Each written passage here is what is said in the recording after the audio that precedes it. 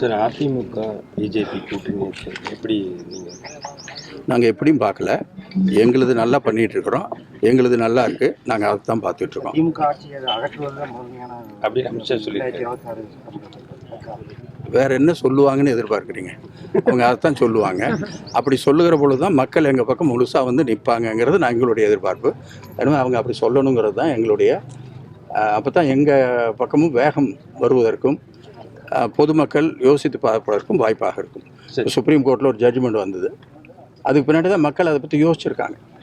இன்றைக்கு வந்து அவர் தளபதியினுடைய அந்த ஆட்சிக்கு உச்சநீதிமன்றமே ஒரு சர்டிஃபிகேட் கொடுத்த மாதிரி இங்கே இருக்கிற கவர்னர் கையெழுத்து போடலைங்கிறத பண்ணிட்டு அந்த அரசாங்கம் சரியாக தான் செயல்படுகிறது, சரியாக செய்கிறது என்பதற்கு அந்த சுப்ரீம் கோர்ட்டினுடைய ஜட்ஜ்மெண்ட்டே பெரிய ஒரு ஆதாரம்.